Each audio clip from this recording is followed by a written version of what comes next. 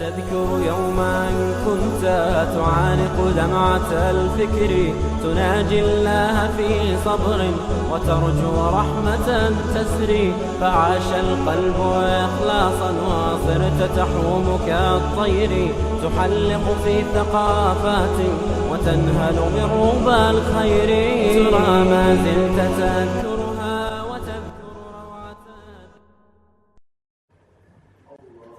Bismillahirrahmanirrahim. Assalamualaikum warahmatullahi wabarakatuh.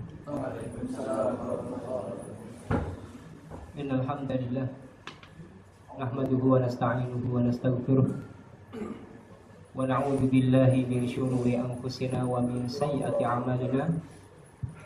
May yahdihillahu fala mudilla lahu wa may yudlil fala hadiya lahu. Asyhadu an la ilaha illallah wahdahu la syarika lahu wa asyhadu anna Muhammadan abduhu wa rasuluh la nabiyya wa la rasula ba'da. Allahumma salli wa sallim wa barik ala nabiyyina Muhammad wa ala alihi wa ashabihi wa man tabi'ahum bi ihsanin ila yaumil qiyamah. Qala Allah ta'ala a'udzu billahi minasy syaithanir rajim.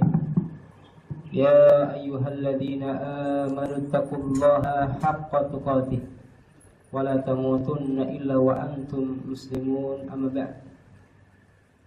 Ikhwani fillah, saudara-saudaraku sekalian yang dirahmati Allah Subhanahu wa taala, puja dan puji syukur kita panjatkan kepada Allah Azza wa Jalla atas limpahan rahmat, nikmat hidayah serta taufiknya kepada kita semuanya, sehingga pada kesempatan siang hari ini kita kembali diizinkan oleh Allah Subhanahu wa taala untuk melaksanakan kewajiban kita sebagai seorang muslim, di antaranya adalah salat zuhur. Alhamdulillah kita laksanakan secara berjamaah, kemudian dilanjutkan dengan kajian-kajian Islam. Mudah-mudahan apa yang kita laksanakan dari awal sampai akhir diridhoi dan diberkahi oleh Allah Subhanahu wa taala. Salam dan salam semoga senantiasa tercurahkan kepada Nabi kita Muhammad sallallahu alaihi wasallam, kepada keluarga, kepada para sahabat dan orang-orang yang senantiasa istiqomah di dalam menjalankan sunnah-sunnah beliau hingga hari kemudian. Ikhwani fiddin rahimakumullah, saudara-saudara sekalian yang mudah-mudahan senantiasa dirahmati Allah Subhanahu wa taala. Kembali melanjutkan kajian kita tentang Al-Malhamah Al-Kubra. Pada pertemuan sebelumnya kita sudah membahas beberapa hal yang berkaitan dengan Imam Al-Mahdi.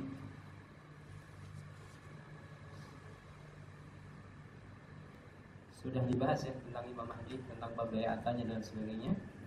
Dan pada pertemuan siang hari ini kita lanjutkan pada sesi yang kedua, yaitu berkaitan tentang kejadian-kejadian perang kedatangan Imam Mahdi.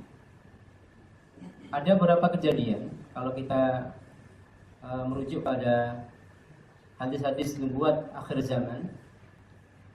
Di antara kejadian-kejadian yang akan terjadi sebelum datangnya Al-Imam Al-Mahdi adalah yang pertama, adanya pembantaian dan pembunuhan massal terhadap umat Islam, yang hari ini kita saksikan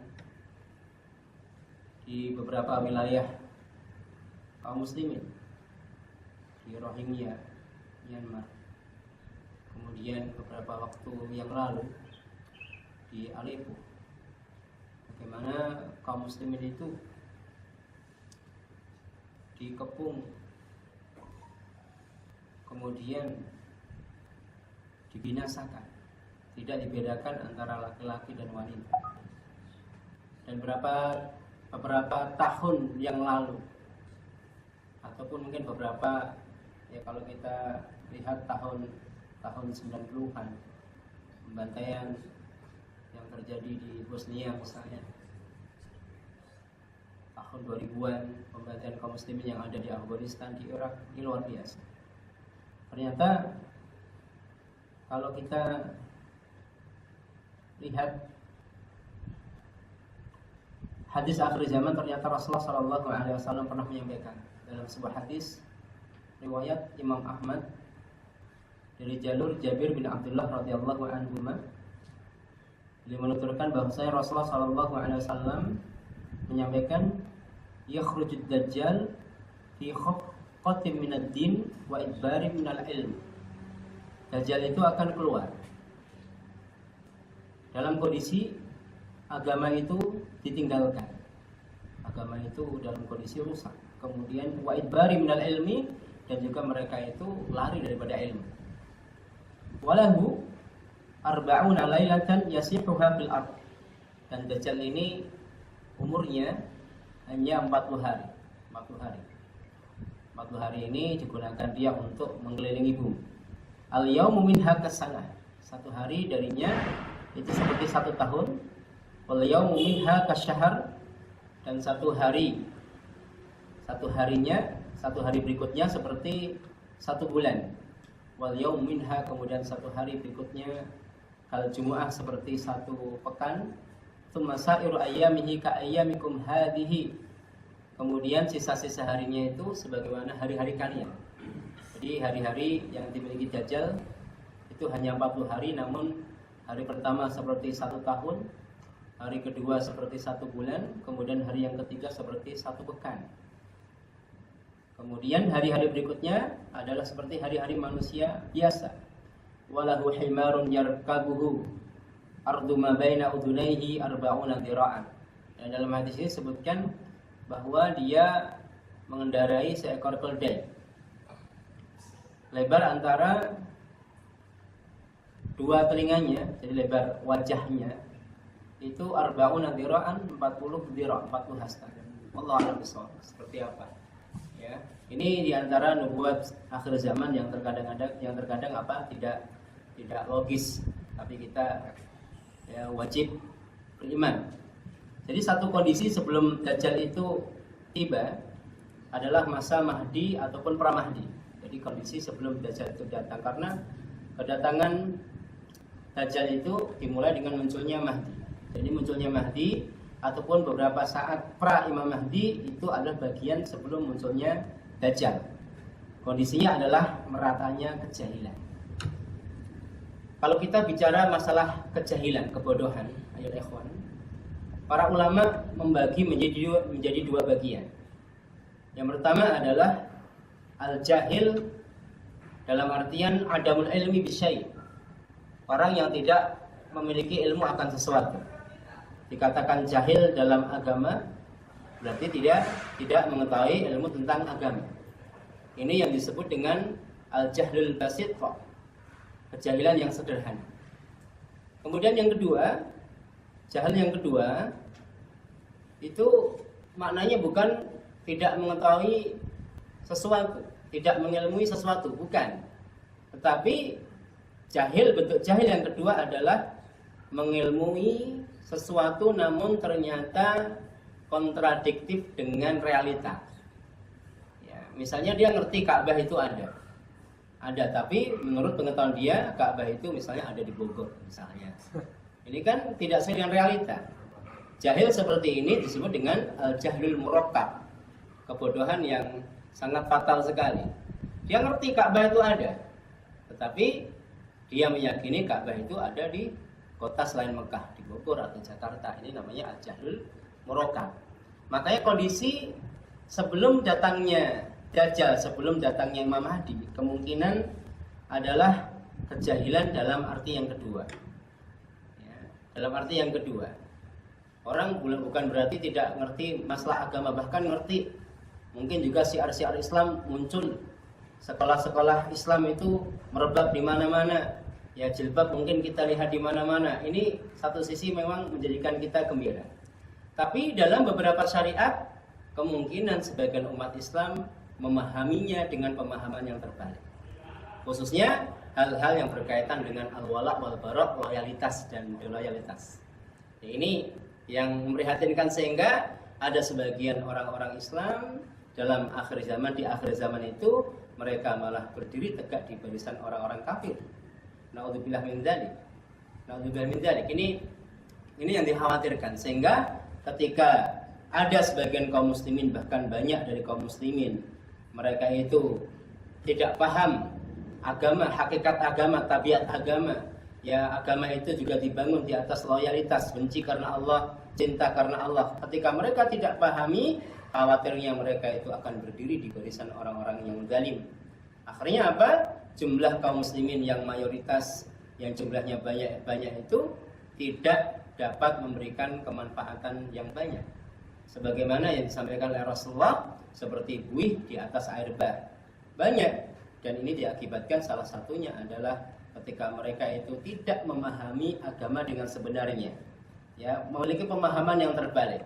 Yang hari ini mungkin kita lihat sebagian kaum muslimin, tapi loyalitasnya tidak jelas. Ya, loyalitasnya bukan kepada Islam dan kaum muslimin. Ini bukan berarti kita mengajarkan dalam agama ini anti toleransi, bukan. Itu pembahasan yang berbeda. Terkadang sebagian orang jahil, ayolah ikhwan, orang yang nggak ngerti bahasa kasarnya bodoh terhadap agama. Ya, bahkan mungkin sebagian mereka mu'alaf namun merasa sudah pintar sekali. Ya, mengatakan bahwa orang-orang itu hari ini banyak mewakili sebagai Tuhan. Orang bilang sana sini kafir mudah sekali. Ini perkataan ya memang harus dirinci. Kalau yang dimaksudkan adalah orang-orang yang mudah mengkafirkan orang lain tanpa fakta, iya betul. Kita harus menghindarinya juga. Tetapi terkadang yang dimaksudkan bukan itu. Tidak boleh orang Islam, kata dia, mengkafirkan agama-agama non-Islam. Ini tidak toleransi katanya. Padahal di dalam Al-Quran jelas, di dalam As-Sunnah jelas, orang yang tidak beriman pada Allah, tidak beriman pada Rasulullah itu disebut kafir. Ya, kafir itu artinya apa? Kafir itu satir, menutup. Kalau kita rujuk ke makna bahasa, dari si bahasa itu menutup. Makanya petani itu juga disebut kafir. Kenapa? Karena dia menutup biji-bijian dengan tanah. Secara bahasa. Tapi dalam istilah syariat adalah mereka orang yang menutup hatinya dari keimanan kepada Allah, kepada Rasulullah. Kafir. Ya. Ini jelas. Harus kita yakini. Kalau ada orang Islam mengatakan jangan kafirkan Yahudi, jangan kafirkan Nasrani. Wah, ini bahaya. Sangat berbahaya. Berbeda nanti kalau kita berbicara hak dihormati, hak diberlakukan sebagai manusia. Kalau dia tetangga kita, hak diberlakukan sebagai tetangga kita, itu lain pembahasannya. Makanya ini penting sekali. Terkadang orang itu tidak mengetahui sesuatu atau sebaliknya mengetahui sesuatu namun faktanya terbalik dengan realita yang ada. Baik, barakallahu fikum. Saudara sekalian yang dirahmati Allah Subhanahu wa taala, makanya dengan muncul orang yang memahami pemahaman terbalik terhadap agama ini, dikhawatirkan malah mereka itu berdiri di barisan musuh, dan ini penyebab munculnya fenomena pembantaian kaum muslimin. Bahkan kaum muslimin itu menjadi pemberi fasilitas pada mereka orang-orang kafir. Ya, dan ini nyata. Mereka orang-orang kaum munafikin. Oleh karena itu ada seorang tokoh ya pejuang jihadis, Abdullah bin Azam, seorang mujahid, seorang dokter tapi mujahid di Afghanistan. Itu mengatakan kalau kita memiliki 10 amunisi, itu satu amunisinya diarahkan ke musuh, 9 amunisi itu diarahkan kepada mereka para pengkhianat kaum munafikun. Ini menunjukkan bahaya orang-orang munafik itu melebihi bahaya orang-orang kafir asli. Oleh karena itu Al-Quran sudah mengabarkan di awal-awal surat Al-Baqarah itu Allah Subhanahu wa ta'ala menerangkan tentang macam-macam manusia. Intinya manusia itu hanya ada 3. Yang pertama adalah orang beriman, orang muttaqin itu. Ya, ayat pertama sampai 5 menjelaskan tentang orang-orang muttaqin. Yang kedua orang munafik, yang kedua orang kafir. Hanya 2 ayat saja. Giliran Allah menjelaskan tentang orang-orang munafik panjang lebar sekali. Panjang sampai beberapa ayat. Ini menunjukkan bahwa makar mereka, bahaya mereka terhadap orang-orang Islam itu lebih dahsyat dibandingkan bahaya yang dimunculkan oleh orang-orang kafir asli. Ini perlu sebagai perhatian kita, ya, bahwa yang namanya al-jahlu, kejahilan itu sangat berbahaya sekali. Baiklah. Ya, kemudian dalam hadis-hadis yang lain juga disebutkan banyaknya peperangan, banyaknya pembunuhan, kematian ini sebagai penyokong akan pembahasan kita pada siang hari ini tentang kejadian sebelum munculnya Imam Mahdi adalah fenomena pembantaian dan pembunuhan massal terhadap umat Islam. Dan ini sesuatu yang sudah kita saksikan. Luar biasa. Ya, semoga tidak terjadi di Indonesia. Ini harapan kita. Jangan mengharap, kapan nih di Indonesia kita jihad? Nah, itu kalau datang jihad beneran paling duluan lari, ini kan bahaya. Maka prinsipnya kita itu tidak boleh mengharapkan musuh. Tapi kalau sudah ada jangan lari, kan gitu. Ini prinsipnya. Kata Rasulullah demikian, la tatamannau liqa'al adu. Jangan mengharapkan bertemu musuh. Tapi kalau ketemu teguh, kuat. Jangan duluan lari. Kemudian yang kedua ya ikhwan, di antara kejadian pra kedatangan Imam Mahdi adalah kehancuran ideologi kafir.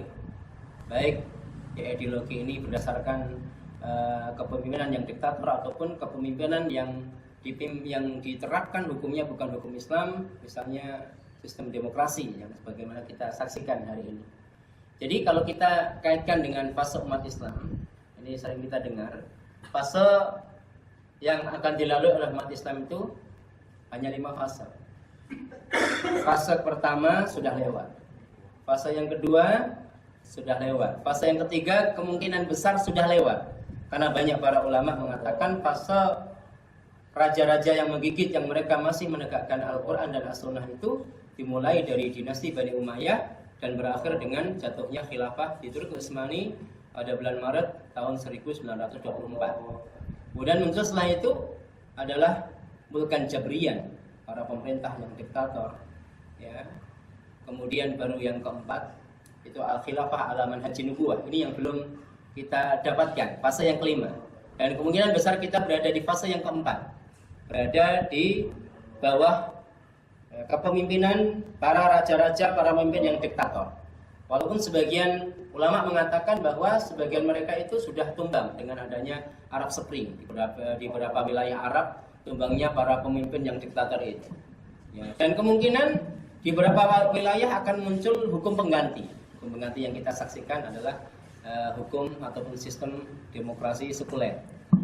Yang sistem ini tidak kalah bahaya ya ikhwan, walaupun kelihatan lebih soft, tapi tidak kalah bahaya. Mungkin pernah kita ya dengar bagaimana bahaya sistem ini, melahirkan orang-orang yang betul-betul berani menghina agama, melahirkan orang-orang yang betul-betul mereka itu berani melecehkan agama. Karena legal, andaikan ini misalnya disepakati oleh banyak orang itu nggak masalah. Orang mau kawin dengan sejenis nggak masalah. Kalau itu memang dilegalkan, ya karena mayoritas mengiyakan. Jadi penyandaran hukum bukan kepada Allah tapi kepada seorang manusia. Makanya ya nanti kalau kita melihat bagaimana bobroknya satu wilayah, itu bukan si A, si B, tapi sistem yang melahirkan si A dan si B itu. Sehingga kemungkinan besar ketika masyarakat khususnya umat Islam sudah paham, sudah memahami tentang bagaimana buruknya sistem ini, kemudian mereka meninggalkannya, itu insya Allah akan datang masa yang kelima, yaitu masa Al-Khilafah ala Manhajin Nubuwah. Baik, barakallahu fikum. Jadi mau nggak mau pasti sistem ini hilang, berganti dengan fase yang kelima. Mau nggak mau, tapi tentunya mulai proses. Ya sebagian umat mungkin tidak memahami urgensi bagaimana menegakkan hukum undang-undang Allah Subhanahu wa Ta'ala. Padahal ini juga wajib. Kalau kita lihat dalam Al-Quran, kalau kita bicara tentang masalah shaum, ada ayat mengatakan, ya ayyuhalladzina amanu kutiba alaikumusiyam. Kutiba itu artinya diwajibkan atas kalian berpuasa. Jadi berpuasa Ramadan hukumnya wajib. Kemudian pada ayat yang lain Allah Subhanahu wa Ta'ala menyampaikan kutiba alaikumul qisas. Yang diwajibkan atas kita selain shaum apa? Qisas. Apa itu qisas? Qisas itu salah satu hukum dalam Islam, bagaimana kalau ada orang yang membunuh orang Islam dengan sengaja, maka ancamannya adalah qisas. Gantian dibunuh, ya, dieksekusi. Ini hukum Islam dan hukumnya wajib. Dan ini tidak bisa dilakukan oleh personal. Kalau ada orang misalnya membunuh kemudian kita ambil, kita ikat, dibunuh rame-rame, tidak seperti itu. Ya. Jadi untuk menerapkan hukum ini butuh perangkat. Ya dihadirkan di mahkamah syar'i, ada saksi, ada hal-hal yang memberatkan pelaku. Ya, ada yang meringankan, indikasi. Ya, ini semuanya tidak bisa diterapkan secara personal, namun diterapkan dengan perangkatnya, dan perangkatnya itu adalah sistemnya. Makanya kalau kita tidak bisa menegakkan qisas kecuali menegakkan perangkatnya, maka menegakkan perangkatnya itu wajib. Itu dalam satu kaidah, ma la yatimul wajib illa bihi fahuwa wajib. Sesuatu kewajiban itu tidak akan tegak kecuali dengannya, maka nyanya itu wajib. Salat itu tidak mungkin tegak kecuali dengan wudu, maka wudu menjadi wajib. Menegakkan syariat, menegakkan hukum-hukum dalam syariat itu tidak mungkin tegak kecuali kita harus menegakkan perangkatnya, maka menegakkan perangkatnya itu hukumnya wajib. Ya, ternyata kewajiban yang ada pada kita itu bukan hanya kewajiban yang sifatnya personal saja. Namun ada hukum-hukum yang memang itu sudah diterapkan pada zaman Nabi, pada zaman khilafah, yang itu dinihilkan dengan jatuhnya khilafah, kemudian diterapkan sistem-sistem liberal yang saking orang itu dijauhkan dari Islam, virus liberal, virus liberal dan semacamnya itu sudah mengendap di pemikiran sebagian kaum muslimin, sehingga untuk hal-hal yang berkaitan dengan penerapan hukum Allah itu sangat jauh dari pemikiran mereka. Baik, barakallahu fikum. Ini yang kedua. Kemudian yang ketiga, ayo ikhwan. Yang ketiga ini adalah asumsi ataupun istihad sebagian para analis dan peneliti nas akhir zaman, bahwa nanti di akhir zaman pra Imam Mahdi itu manusia akan kembali kepada zaman unta. Wallahu a'lam bishawab. Ya. Yang mendasari asumsi ini adalah hadis yang dikeluarkan oleh Imam Muslim tentang peperangan besar antara pasukan Mahdi dengan pasukan Rum yang sudah tidak lagi menggunakan senjata modern. Banyak hadisnya, banyak sekali hadisnya. Yaitu ketika orang-orang Rum itu dikalahkan, orang-orang Salibis Rum dikalahkan, kaum muslimin disebutkan dalam hadis menggantungkan pedang-pedang mereka di pohon zaitun. Kemudian hadis di mana ketika kaum muslimin dipertemukan dengan kaum Salibis Rum berhadap-hadapan. Jadi perangnya itu berhadap-hadapan. Ya, tidak menggunakan alat-alat yang canggih. Kenapa? Nah, ini yang menjadi pertanyaannya. Kok bisa seperti itu? Ada sebagian kalangan mengatakan bahwa senjatanya itu sudah musnah pada perang Armageddon. Nah, ini kayaknya perang Armageddon sendiri seperti apa, kita juga apakah sama dengan menurut istilah kita yaitu al-malhamah al-kubra, apakah sama dengan versi mereka? Ini agak jauh. Ya, ini kurang logis. Ada sebagian orang mengatakan bahwa alat-alat itu tidak hilang begitu saja. Namun alat-alat yang canggih itu tidak berfungsi lagi, dikaitkan dengan fenomena akhir zaman yang disebutkan dalam hadis, bahwa di antara ciri-ciri akhir zaman akan banyak turun hujan batu. Ya, Allah alam bishawab. Jatuhnya meteor sangat banyak terjadi sehingga dapat menginduksi daripada alat-alat metalik sehingga tidak berfungsi lagi. Allah alam bishawab. Ini asumsi, ini istihad. Bisa salah, bisa benar. Berdasarkan hadis-hadis secara zahir seperti itu. Apakah malah sebaliknya? Peperangan akhir zaman itu menggunakan alat canggih-canggihnya. Allah alam bishawab. Ya, kita nggak ngerti, ya, nanti kita tunggu saja. Tetapi memang ada sebagian ulama yang meneliti nas-nas akhir zaman itu mengatakan bahwa senjata yang digunakan itu bukan senjata modern, namun menggunakan senjata-senjata klasik. Ya, karena alat-alat modern itu sudah terinduksi dengan banyaknya meteor yang jatuh sehingga tidak bisa digunakan lagi. Wallahu a'lam bishawab. Ya, kita tunggu saja. Ya, apakah betul-betul manusia nanti akan kembali kepada zaman onta atau tidak? Wallahu a'lam bishawab. Sekali lagi saya katakan ini adalah asumsi dan istihad, tidak dijelaskan secara jelas qat'i, cuma gambaran hadis seperti itu. Apakah pedang itu maksudnya pedang secara real atau itu hanya sebagai ungkapan sebuah senjata? Wallahu a'lam bishawab. Ya, semua kemungkinan dan kemungkinan. Kemudian yang keempat, ayo ikhwan. Yang keempat, di antara hal-hal yang mungkin terjadi sebelum datangnya era Mahdi adalah kehancuran ekonomi dunia di masa 3 tahun kekeringan. Ini juga sering kita dengar, ya, karena memang ada hadis yang menunjukkan hal tersebut, yaitu hadis Ibnu Majah, di mana Rasulullah SAW menyampaikan, inna qabla khurujid dajjal Thalathu sanawatin syidad. Kata beliau, sesungguhnya sebelum keluarnya Dajjal, kalau kita katakan sebelum keluarnya Dajjal berarti era Mahdi ataupun pra-Mahdi. Karena ini era ini nyambung. Maka nanti kalau kita bahas selanjutnya kan era itu memang nyambung, tidak terputus. Sebelum keluarnya Dajjal itu ada 3 tahun masa yang sangat berat. Yusibun nas fiha ju'un syadid. Yang menimpa manusia pada waktu itu adalah ju', rasa lapar yang sangat luar biasa. Ju'un syadid, rasa lapar. Ya'murullah ta'ala as-sama' fis sana al-ula an tahbisa thulutsa matariha wa ya'murul arda thulutsa nabatiha. Allah Subhanahu wa taala pada tahun pertama dari 3 tahun itu memerintahkan supaya langit menahan sepertiga airnya. Jadi hujannya dikurangi. Dan memerintahkan bumi untuk menahan sepertiga tanamannya. Mungkin banyak buah tapi berkurang, ataupun sudah mulai tanaman itu pada mati. Kemudian tahun yang kedua, langit itu tidak menurunkan 2/3 hujannya. Demikian juga tanamannya.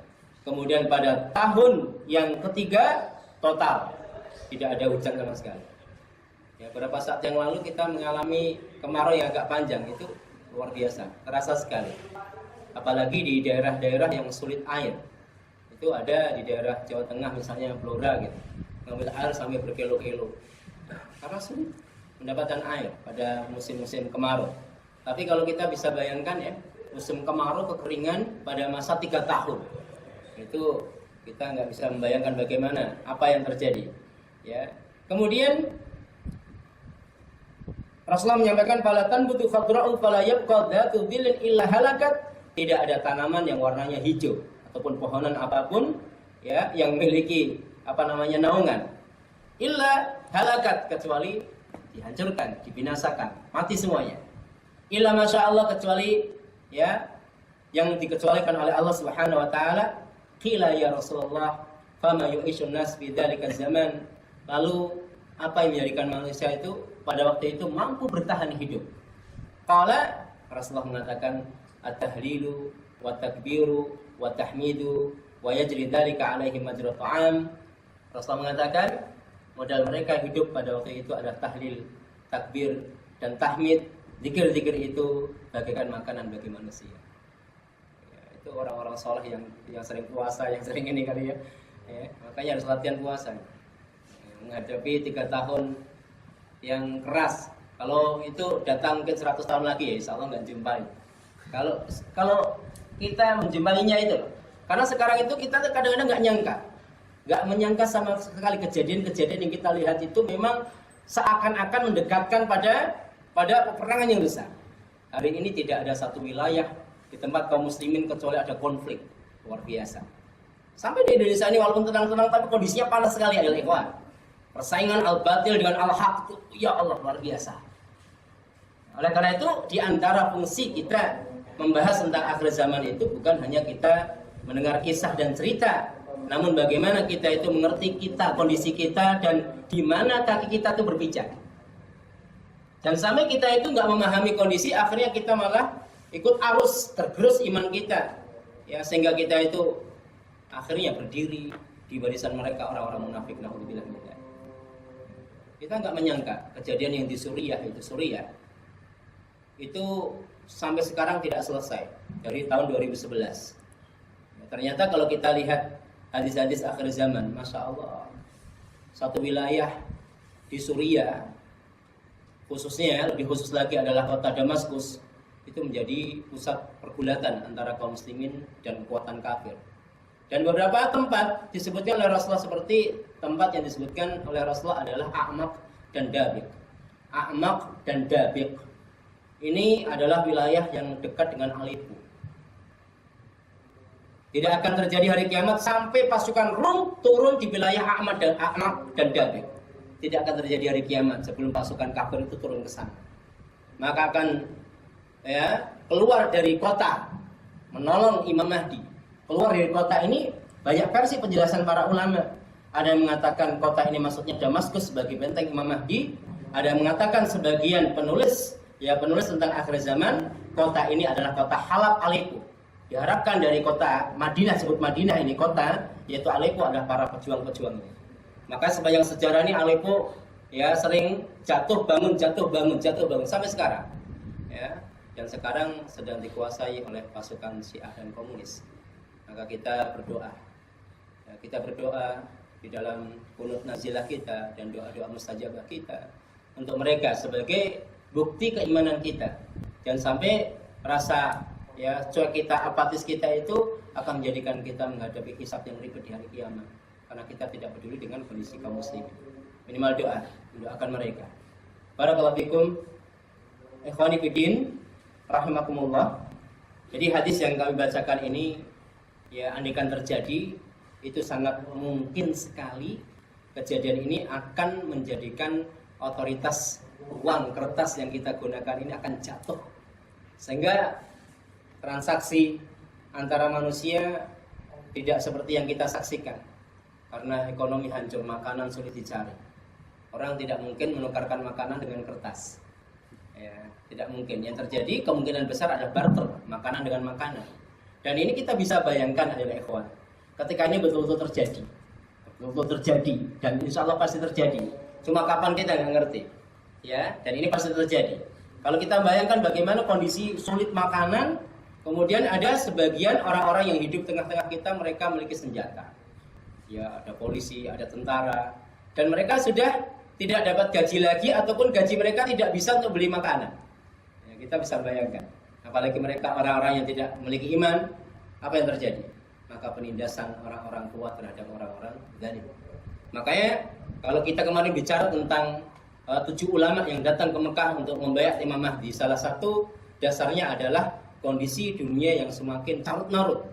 Ya kemungkinan ini juga ketika umat manusia sudah tidak tahu jalan keluarnya untuk menyelamatkan iman mereka, menyelamatkan jiwa-jiwa mereka, akhirnya para ulama yang thiqah imannya, mereka memahami tentang hadis-hadis akhir zaman bahwa solusinya adalah Imam Mahdi, sehingga sebagian mereka pergi ke Mekah untuk mencari Imam Mahdi. Barakallahu fikum, ini yang keempat. Kemudian kita lanjutkan. Yang kelima, di antara kejadian-kejadian pradatangnya Imam Mahdi adalah banyak terjadinya gempa bumi dan penenggelaman. Jadi penenggelaman ini maknanya adalah bisa banjir, bisa longsor. Ternyata fenomena-fenomena yang kita saksikan hari ini, banyaknya gempa, banyaknya longsor, banjir di mana-mana. Bahkan kadang-kadang nggak masuk akal. Di wilayah yang mungkin secara logika kita nggak banjir, ternyata banjir. Ini ternyata sudah dinubuatkan oleh Rasulullah SAW dalam hadis Imam At-Tirmidzi dan hadis Imam At-Tabrani. Rasulullah SAW menyampaikan akan terjadi di akhir zaman apa itu penenggelaman bumi, hujan batu dan pengubahan rupa. Jadi penenggelaman bumi ini para ulama mengatakan maknanya adalah banjir dan longsor, hujan batu, mungkin banyak batu meteor yang jatuh. Kemudian pengubahan rupa, jadi posisi tanah, posisi bumi itu banyak berubah. Wallahu a'lam bishawab. Ada seseorang dari umat Islam ataupun sahabat bertanya, kapankah hal itu akan terjadi wahai Rasulullah? Maka beliau menjawab, apabila musik dan biduanita telah merajalela, telah dihalalkan. Berarti dari hadis ini menunjukkan musik itu aslinya haram, menjadi halal di akhir zaman. Dihalalkan maksudnya, dibolehkan. Ya, apabila musik dan biduanita, para artis-artis yang cantik-cantik itu sudah lenggak-lenggok, sudah manggung di mana-mana, kita menikmatinya, wah itu dia. Ternyata mereka ini ikut andil dalam bencana alam. Nah, makanya kalau ada bencana alam, jangan hanya sebab dohir saja, ini saluran nggak beres, ini nggak beres. Ya, tetapi ternyata apa? Mereka ikut andil ketika menyebarnya musik dan para artis-artis itu sudah merajalela, dan kemudian khamr itu telah dianggap halal. Jadi itu paduannya itu. Ya, khamr, wanita, musik itu sudah perpaduan itu. Kalau itu sudah merajalela bahkan dianggap halal, maka ini akan terjadi. Ya, jadi kalau kita lihat hari ini, masya Allah, luar biasa. Ya, tontonan-tontonan yang tidak layak ditonton itu luar biasa, merajalela. Yang dulu mungkin kita kecil, pada waktu kecil melihat melihat tontonan seperti itu adalah tabu. Sekarang jadi nggak tabu. Ya. Pakaian-pakaian yang dulu kita anggap tidak sopan sekarang menjadi sopan. Ini fenomena. Kalau itu sudah terjadi, masya Allah. Ini adalah nubuat yang disampaikan oleh Rasulullah SAW. Jadi ternyata penyebab daripada musibah diantaranya adalah maksiat. Diantaranya adalah maksiat. Makanya kalau kita lihat kisah yang disebutkan oleh Al-Quranul Karim tentang kisah Ashabus Sabti, tentang orang-orang Yahudi yang tinggal di daerah pesisir, yang mereka itu diuji oleh Allah untuk tidak bekerja di hari Sabtu. Untuk tidak bekerja di hari Sabtu. Tetapi ternyata apa? Ikan-ikan itu datang pada hari Sabtu, dekati kapal mereka, dekati jaring mereka. Dan di hari-hari yang lain tidak ada ikan.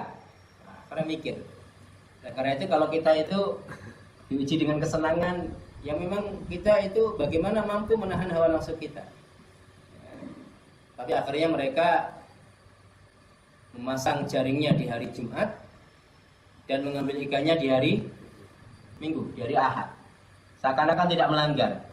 Tapi itu pelanggaran, makanya mereka dikasih sanksi apa? Dilaknat oleh Allah dan dijadikan mereka itu kera. Kenapa kera? Karena kera itu adalah binatang yang mirip dengan manusia tapi tidak manusia. Artinya seseorang yang melanggar satu keharaman yang seakan-akan tidak haram. Itu al-jazaa' min jinsil amal, bahwa balasan akan sesuatu itu sesuai dengan amal perbuatan. Ya, dalam ayat yang mengisahkan tentang Ashabus Sabti ini, itu akan ada 3 kelompok. Ada kelompok yang melakukan perbuatan tersebut, ada kelompok yang tidak melakukan perbuatan tersebut tapi apatis dia, cuek dia. Ada kelompok yang mengingatkan. Kemudian kelompok yang mengingatkan ini ditegur sama kelompok yang tidak mengingatkan. Ngapain menegur mereka, orang-orang yang sudah pasti Allah akan hancurkan. Kemudian orang yang menegur ini mengatakan ma'dziratan ila rabbikum wa la'allahum yattaqun. Itu sebagai apa? Sebagai bukti kita di hadapan Allah, sebagai alasan kita nanti kalau ditanya. Dan kemudian yang kedua, harapannya mungkin ada sebagian mereka yang takwa dan takut kepada Allah kemudian hari. Ini. Jadi kalau musibah itu terjadi, sesungguhnya yang selamat itu hanya satu saja, satu kelompok. Mereka yang disebut dengan muslih. Ya, muslih itu orang yang memperbaiki, orang yang menegur, orang yang beramar ma'ruf nahi munkar. Tapi kalau orang alim, orang ahli ibadah namun tidak amar ma'ruf nahi munkar, berdiam diri, maka mereka akan diadab bersama orang-orang yang berbuat maksiat. Makanya tidak ada istilah kita itu diam, cuek, tidak berbuat. Ya. Makanya dalam melihat kemungkaran, Rasulullah itu satu nasihat tahapan bagaimana kita mengingkari kemungkaran dengan tangan kita. Kalau tidak mampu dengan lisan kita, kalau tidak mampu dengan hati kita. Dan sampai kita itu dianggap orang yang ridho dengan kemaksiatan, ridho dengan kekufuran. Ya, makanya kalau ada misalnya nih, mohon maaf, ini bukan rasis atau apa. Ya, kita dekat dengan Natal, ya kan? Kita menghormati ya agama lain. Selama mereka tidak merangi Islam, ya mereka bukan kafir harbi kan? Ya menghormati, silahkan hari-hari mereka yang mereka yakini, silahkan kan? Kalau ada diskusi lain lagi, kita mengatakan, oh ini salah, fakta sejarahnya seperti itu lain. Ya bukan menjelek-jelekkan. Kalau kita katakan salah, belum tentu menjelek-jelekkan. Ya sebagaimana pernyataan siapa itu? Zagarnek itu bagus itu. Ya. Jadi kalau mengatakan salah itu bukan berarti menjelek-jelekkan. Misalnya kalau ada orang mengatakan 2 tambah 3 4, kita bilang apa? Salah nggak? 2 tambah 3 4 salah. Orang yang mengatakan 5, 2 tambah 3 4. Orang mengatakan 4, kemudian dia mengatakan pada orang yang mengatakan 5, oh kamu menghina saya. Oh enggak menghina, saya mengatakan yang benar adalah 5, bukan 4. Ya. Contohnya dalam kondisi sekarang, bagaimana seorang muslim itu tidak boleh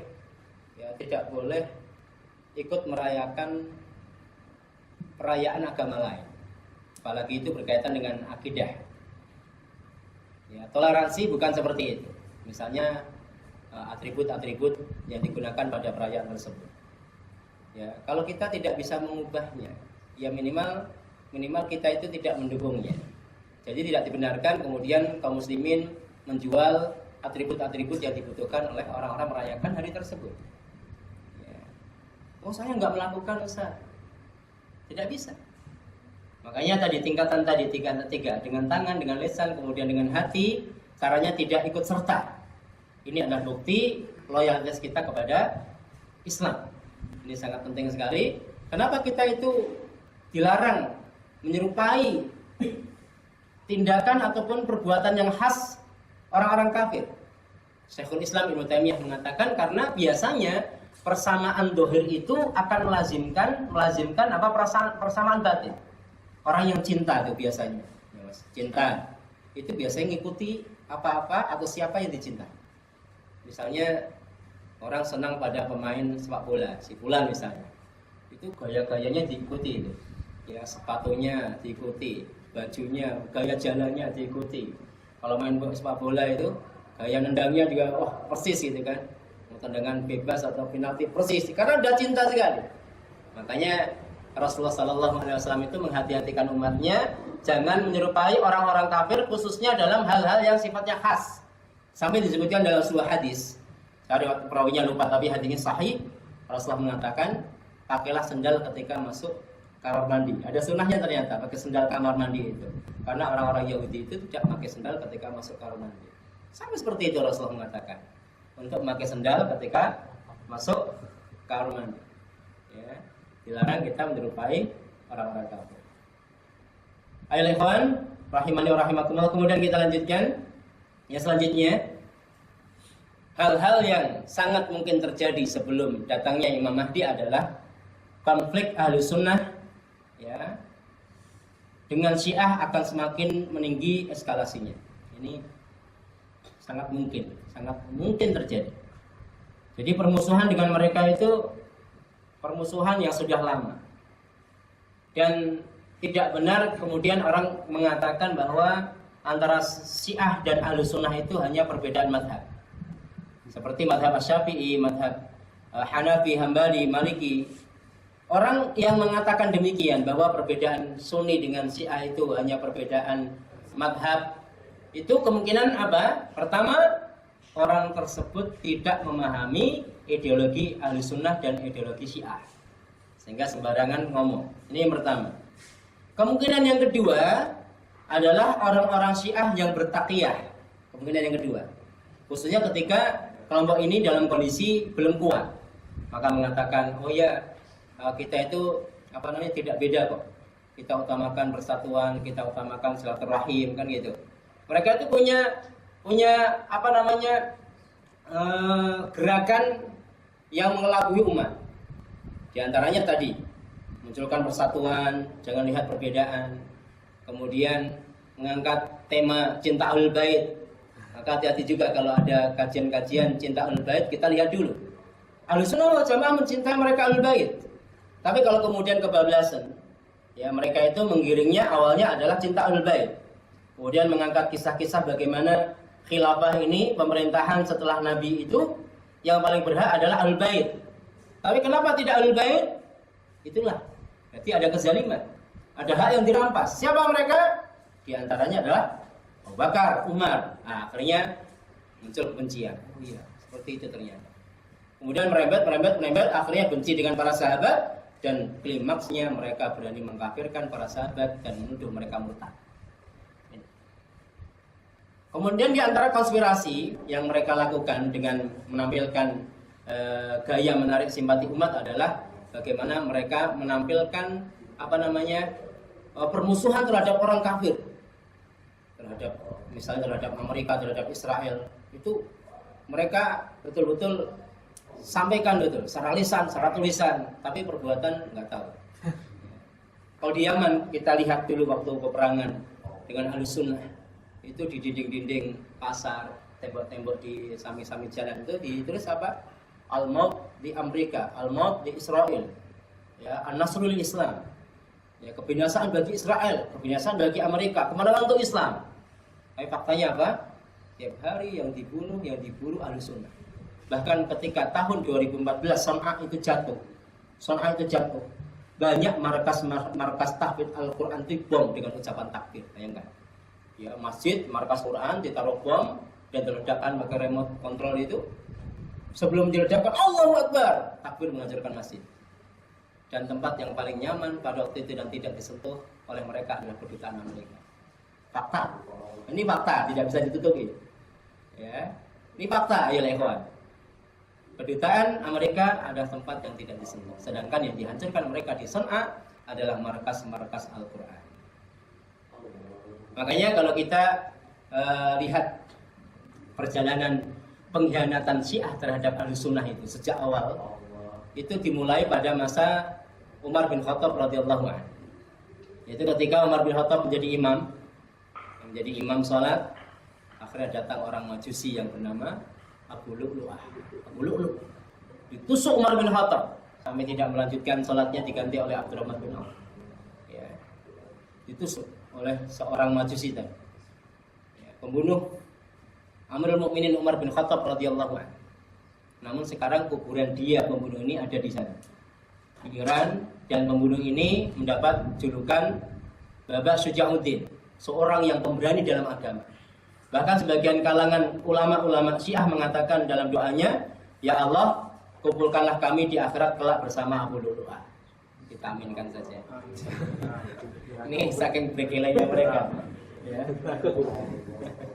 Kenapa seperti itu? Mereka tuh sangat benci dengan Umar bin Khattab, karena Umar bin Khattab adalah seorang Amirul Mukminin yang menjatuhkan kekuasaan Persia. Pada masa beliau terjadi perang namanya Al-Qadisiyah di bawah pimpinan Sa'ad bin Abi Waqqas, takluk itu Persia. Sehingga ghanimah harta rampasan itu dikuasai kaum mukminin, termasuk rampasan berupa ya, para wanita, diantaranya anak-anak raja. Dan sebagiannya ada seorang anak raja Persia dinikahkan dengan Husain. Ya, makanya para habaib keturunan Husain di Indonesia ini tingkatannya lebih tinggi daripada jalur keturunan Hasan. Karena memang agak rasis. Ya. Kenapa mereka benci kepada Umar? Karena Umar bin Khattab radhiyallahu anhu adalah orang yang paling berperan menghancurkan Empire Persia. Kemudian setelah itu apakah berhenti konflik dengan Ahlus Sunnah dan Syiah? Itu enggak. Ini baru permulaan. Dilanjutkan dengan munculnya tokoh yang sering kita dengar, yaitu Abdullah bin Sabah, seorang Yahudi yang berasal dari Yaman, yang melakukan infiltrasi terhadap Islam pada tahun 34 Hijriah. Itu dia provokasi orang-orang yang lemah imannya bersama orang-orang munafik untuk melawan Utsman bin Affan. Dan terjadilah pada tahun 35 Hijriah, itu ada sekitar 40.000 atau berapa, disebutkan jumlah yang sangat banyak, ya, yang katanya mereka itu ingin haji. Akhirnya mereka yang menyerbu rumah Utsman, mengepung sampai beberapa hari Utsman bin Affan radhiyallahu an, dan Allah takdirkan Utsman bin Affan itu mati terbunuh. Cuma siapa pembunuhnya kan itu masih menjadi misteri. Masih menjadi misteri, sehingga terjadi khilaf antara Ali bin Abi Thalib dan Muawiyah ini kan karena masalah ini. Jadi bukan suatu masalah yang sepele. Orang-orang seperti Abdullah bin Sabah dan pengikutnya itu berdiri di beberapa tempat, masuk di beberapa kubu. Di kubu ini, di kubunya Ali, di kubunya Muawiyah. Bahkan ketika ya Aisyah radhiyallahu anha itu ya muncul, yang niatnya awalnya tidak perang, hanya mengingatkan Ali supaya untuk apa? Untuk mencari siapa pembunuh Utsman ini, harus ditelusuri ini pembunuhan ini. Ya, tapi ala kulli hal sebagian orang-orang munafik itu masuk ke kubu Aisyah, memulai penyerangan dan sebagainya. Akhirnya terjadi peperangan yang terkenal dengan Ma'rakatul Jandal, perang onta itu, karena Aisyah radhiyallahu anha naik onta. Ya, jadi masalahnya tidak simpel. Kenapa si Ali seperti ini? Kenapa tidak sesimpel yang kita bayangkan? Ya, terjadi konflik dengan Muawiyah itu, Muawiyah menuntut Ali supaya menyelesaikan dulu, tapi kalau Ali mengatakan tidak, ya baiat dulu. Nanti masalah itu kita lanjutkan. Ini istihad mereka. Artinya kita nggak usah komentar ini, wah Muawiyah gimana sih, oh Ali gimana sih? Ya. Maka kalau kita ditanya tentang hal itu apa? tilka ummatun qad khalat. Itu umat yang sudah lalu. Laha makasabat wa lakum makasabtum. Bagi mereka amal mereka dan bagi antum amal antum udah. Wala tus'aluna amma kanu ya'malun. Dan kita-kita itu tidak akan ditanya tentang perbuatan-perbuatan mereka. Ini khilaf para sahabat. Ya, dan fitnah ini dimunculkan oleh Abdullah bin Sa'ad. Ya, sampai pada era Ali tidak berhenti. Pada zaman Ali ada orang-orang yang jahil itu datang kepada Ali sampai mengatakan tidak ada ilah yang berhak disembah kecuali kamu wahai Ali. Yaitu dengan akidah Sabaisme itu. Menuhankan Ali. Ini adalah sekte Syiah yang paling ekstrim. Menuhankan Ali. Wah, ini bahaya sekali. Sudah diingatkan Ali, sudah nggak mau. Kemudian menggali parit dan dinyalakan parit itu. Tapi berhubung mereka sudah seperti itu, cinta kepada Tuhannya, dibakar Tuhan pun rela. Dibakar mereka hidup-hidup, ikhlas itu Pak. Makanya orang-orang yang sudah gulu tertutup akal pikirannya kayak gitu. Ya. Kadang-kadang makan kotoran imamnya itu nggak logis sama sekali. Ya, jangan makan kotoran, mau dibunuh saja nggak tobat oleh yang diakui Tuhannya itu. Sampai Ali ditegur oleh sebagian sahabat, jangan mengadab mereka, jangan menyiksa mereka dengan api. Karena yang berhak menyiksa dengan api adalah Rabbul Alamin. Ini terjadi pada zaman Ali bin Abi Thalib. Kemudian setelahnya, yaitu pada masa Husain. Ternyata kalau kita telusuri, kematian Husain itu sangat erat kaitannya dengan makar Syiah. Yang paling bertanggung jawab atas kematian Husain radhiyallahu anhu adalah seorang yang bernama Sanan bin Anas An-Nakhal, seorang Syiah. Makanya ada distorsi sejarah. Jadi yang disalahkan adalah ahli sunnah terus. Padahal kalau kita telusuri, ternyata ya orang-orang Syiah itu ikut andil dalam kematian Husain radhiyallahu anhu. Kemudian pada pemerintahan Harun ar-Rasyid itu ada pengkhianatan seseorang yang bernama Ali bin Yaqin. Dia merobohkan penjara sampai ada 500 narapidana yang keluar. Dia seorang Syiah. Kemudian ada seorang khalifah yang alirannya Syiah pada dinasti Bani Abbasiyah yang bernama An-Nasir Lidinillah. Itu zalim sekali pada rakyat, namun mesra sekali dengan orang-orang Tartar. Jadi sama rakyat zalim sekali. Kemudian juga ada pengkhianatan yang dilakukan oleh Menteri Syiah Muhammad bin Al-Qami dan Nasiruddin At-Tusi pada pemerintahan Mu'tasim Billah. Sehingga dengan jasa keduanya, orang Tatar yang dipimpin oleh Hulagukan itu dapat membantai kaum muslimin. Sampai 800.000 itu berapa? Kaum muslimin dibantai oleh orang kafir dan jalannya itu dimuluskan oleh mereka orang-orang Syiah. Di antaranya 2 menteri tadi. Ini pengkhianatan. Kemudian pengkhianatan dinasti Safawi di Persia. Dan ini sering bentrok dengan pemerintahan Sunni Turki Utsmani. Kemudian pengkhianatan Syiah dengan jatuhnya Baghdad dan Kabul. Ternyata jatuhnya Afghanistan dan jatuhnya kota Baghdad saat penyerangan Amerika itu adalah jasa mereka. Makanya hari ini bukan hanya Aleppo, Suriah saja. Kaum muslimin Ahlussunnah di Irak itu mendapatkan intimidasi yang sangat luar biasa dari orang-orang Syiah. Bahkan dalam beberapa buku ditulis oleh Harith Al-Dhari misalnya, pada masa penyerangan Amerika itu ada 200.000 kaum muslimin yang meninggal. Sampai beliau mengatakan, yang 100.000 itu dibunuh oleh orang Amerika, yang 100.000 dibunuh oleh orang Syiah. Ini adalah kesaksian mereka yang ngerti realita. Kemudian juga ya, fakta yang terungkap bagaimana adanya kerjasama antara Iran yang Syiah ini dengan Amerika serta Zionis. Terjadi jual beli senjata yang kalau di permukaan Masya Allah mereka itu saling ancam mengancam, tapi di balik itu mereka saling mesra. Allah musta'an. Kemudian babak baru-baru ini artinya beberapa saat yang lalu ya mungkin 1 atau 2 tahun yang lalu, bagaimana kita saksikan berita ya di Kuwait dan Bahrain itu ditemukan gudang senjata, ya kan? Di Kuwait, di Bahrain itu gudang senjata yang siap untuk digunakan dalam revolusi negara tersebut. Bahrain dan Kuwait itu, Bahrain khususnya Syiahnya itu banyak, dan mereka sudah menyiapkan revolusi. Ditemukan ya gudang-gudang senjata di sana. Kemudian di Yaman juga demikian, pengkhianatan Syiah Houthi di Yaman. Ya, jadi Syiah ini mengkhianati negara.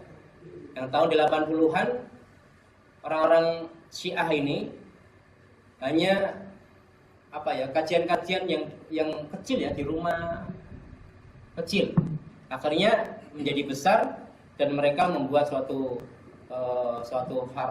harakah ya, organisasi yang namanya Syababul Mu'min. Semakin besar, akhirnya mereka membuat partai namanya Hizbul Haq, masuk ke parlemen tahun 90-an, banyak perwakilan dari mereka masuk parlemen, akhirnya kuat dan mereka menguasai beberapa bagian penting. Selain juga mereka menyiapkan milisi Syiah, melatih pasukan-pasukan Syiah yang berasal dari rakyat, sehingga pecah pertama kali kekuatan ya permusuhan mereka, kudeta mereka pertama kali terhadap pemerintah pada tahun 2006. Ya, makanya polanya hampir sama. Polanya hampir sama dengan negeri kita ini. Pola mereka sama persis. Ya, dari kecil akhirnya yang buat pesantren, buat yayasan. Sampai pada tahun 2002 atau 2000 berapa di Yaman itu setiap tahun bisa meluluskan sekian belas ribu santrinya. Ya, ini luar biasa. Makanya penting juga antum tahu fakta dan realita, membaca kekuatan mereka. Ini penting. Baik, barakallahu fikum. Dan pada tahun 2010-2011 terjadi konflik lagi dengan Ahlussunnah, dan mereka minta pemerintah untuk mendamaikan karena mereka merasa kalah. Pada tahun tersebut saya masih berada di Yaman. Dari orang-orang Syiah sekitar 2000 meninggal. Kemudian dari Ahlussunnah hanya 200. Jadi soalnya sudah di atas angin. Cuma yang namanya jihad fisabilillah bukan sesuatu yang ringan, akhi. Kalau kita ngaji di sini, masya Allah, ya haus minum, ya kan, sambil bisa layah-layah juga kan, enak. Tapi jihad fisabilillah, masya Allah, ya kita hargai para masyayikh yang mengambil kesimpulan untuk menerima ya perjanjian tersebut. Tapi saya pribadi sudah membaca, wah ini hanya akal-akalan saja. Dan itu terbukti 3 tahun kemudian mereka bisa menjatuhkan beberapa kota, diantaranya Amron dan Son'a. Ini kota ibu kota ya, kota yang merupakan ibu kota negara Yaman jatuh setelah 3 tahun perjanjian. Makanya kalau dibiarkan bahaya, apalagi kalau sudah bersatu antara kekuatan Syiah dan komunis, sangat bahaya sekali. Ya kita sampaikan seperti ini bukan nakut-nakuti. Kalau nakut-nakuti itu kerjaan setan. Ya seperti pernyataan orang kafir, ya mengatakan kepada Rasulullah, orang-orang udah pada kumpul ini, ada malah tambah iman. Tapi kalau ngasih fakta realita, ya kekuatan musuh seperti ini kita waspada, itu nggak masalah. Karena jangan sampai kita terlelap tidur merasa aman. Orang itu dalam kondisi paling bahaya adalah pada saat dia merasa aman. Itu bahaya sekali. Maka dikisahkan, tapi kisah ini saya belum teliti kesahihannya. Burung hudhud itu kan canggih itu. Canggih sekali, sampai bisa melihat sumber air berapa puluh meter, bahkan mungkin berapa ratus meter dari permukaan tanah. Oh ini ada sumber air, bisa ngecek dia. Saking tajamnya dia, pandangan dia itu tajam sekali, ngerti ciri-ciri tanah yang ada air, pandai sekali. Ya burung hudhud ini istimewa. Tapi dikisahkan ternyata burung hudhud ini bisa ditangkap oleh anak-anak. Ya kalau kita ya membayangkan mungkin anak itu pasang apalah lidi atau apa, kasih makanan, burung masuk kecepit gitu. Itu kan dia udah merasa aman, nyaman, itulah dalam kondisi bahaya. Makanya kalau kita hari ini merasa aman, nyaman, nggak ada masalah, wah itu. Tetapi prinsipnya kita kaum muslimin jangan takut gitu. Takut berlebihan malah akan bahaya. Ya karena sudah sunatullah ayol ikhwan, namanya perseteruan antara al-haq dan al-batil itu pasti ada. Oleh karena itu Rasulullah ketika dapat wahyu ini kan luar biasa, sampai Rasulullah gemetar, ya, pulang ke rumah, ya, kemudian minta diselimutin. Maka istri yang yang bijak, yang cerdas itu nggak banyak tanya, suruh selimutin gitu kan, nggak usah banyak tanya. Kalau ada sebagian mungkin istri-istri kita kan cerewetnya didahulukan kan gitu kan, kenapa sih tanya dulu, nanti. Tapi Khadijah itu mencerminkan istri yang cerdas. Ya ada masalah lah pastilah kan gitu, nantilah gitu, selimut. Akhirnya setelah itu dikisahkan, setelah Rasulullah tenang, mengisahkan pada Khadijah. Nah, ini istri yang masalah cerdas. Kita sudah ribet di kantor, ada masalah, pulang-pulang sudah diinterogasi kan gitu. Itu karakter kebanyakan istri. Kalau suami berbeda, karakternya itu ingin menyelesaikan masalahnya sendiri. Tapi kalau ada suami kebalikannya malah, ya akhirnya apa, karakter wanita ada pada diri dia. Jangan dibalik. Ya, kalau istri lagi ngeluh, ya kita pahami, oh ya sifat istri seperti ini, kita paham. Baik, kemudian Nabi Muhammad diajak oleh istrinya menghadap siapa? Waraqah bin Naufal. Setelah mendengar kisahnya Nabi Muhammad apa? Andaikan aku mendapatkan hari-harimu, niscaya aku akan membantumu, menolongmu dengan pertolongan yang kuat. Ketika kamu diusir oleh kaum, sampai Rasulullah mengatakan, apakah aku akan diusir? Waraqah mengatakan, tidak ada orang yang membawa agama seperti yang kau bawa, kecuali akan dimusuhi kaum. Makanya kalau kita itu sudah berjalan di atas al-haq, kemudian ada orang yang gak suka, ingat hadis ini. Ini sebagai menghibur kita. Mungkin ini adalah ujian. Pada saat saya meniti jalan al-haq. Tapi kalau orang itu temannya banyak, kalau di mana-mana diterima, itu belum tentu baik. Oh, saya ini teman pemabuk banyak, teman tidak banyak. Jangan bangga. Karena tidak mungkin kita bisa menaklukkan semua manusia. Artinya kalau kita berpegang teguh dengan al-haq, pasti ada yang musuhin. Itu sudah sunnatullah. Baiklah. Alhamdulillah kita cukupkan kajian kita pada siang hari ini. Kalau ada pertanyaan, ya silakan. Lihat kejadian-kejadian belakangan ini seperti peperangan Indonesia, ketika di daerah lain, banyak fitnah. Kemudian dengan kuatnya bersatunya kaum muslim di Indonesia yang sekarang ada 412, 212. Gerakan semacamnya boleh terjadi gitu. Banyak yang khawatir nanti Indonesia itu seperti kayak Suriah, belum nyaman akan menjadi makmur kayak gini. Apa yang kita lakukan, gimana menghadapinya? Iya. Jadi khawatir boleh, tapi tidak boleh berlebihan. Kaum muslimin di dalam berbuat itu menimbang antara maslahat dan madarat, itu pasti. Ya kalau dibiarkan saja, apakah kekhawatiran itu tidak akan terjadi? Misalnya kaum muslim udah nggak usah ada aksi, nggak ada siar-siar, nggak usah diam saja. Pertanyaannya apakah keburukan-keburukan itu tidak dikhawatirkan lagi? Kan gitu. Jadi pertimbangan antara maslahat dan madarat. Misalnya masalah ya orang mengatakan demonstrasi. Kalau saya pribadi mengatakan lebih cenderung pada syiar. Kalau demonstrasi itu islah yang dipakai dalam demokrasi. Kalau orang di jalan sambil mengatakan ayo tegakkan Islam, sampaikan amar ma'ruf nahi munkar, itu syiar. Walaupun tidak menutup realita para ulama berbeda pendapat. Ya kan? Itu fakta. Artinya kalau berbeda pendapat berarti bukan masalah ijma, bukan masalah yang sifatnya ijma. Baik ulama dari Timur Tengah ataupun lokal berbeda pendapat. Tetapi kalau sudah beda pendapat ini, kita serahkan pada ulama yang kita percaya, ya, dan kita mengikuti yang kita yakini tanpa harus menjelek-jelekan orang-orang yang berbeda pendapat dengan kita. Orang yang ikut aksi kita doakan, semoga dengan ini sebagai sarana untuk izil Islam wal muslimin.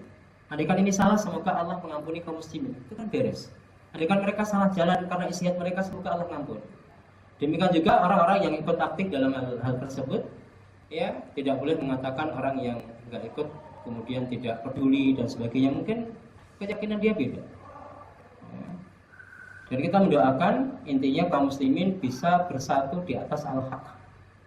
Karena persatuan itu akan melahirkan kekuatan yang besar. Persatuan kalau kaum muslimin sudah bersatu.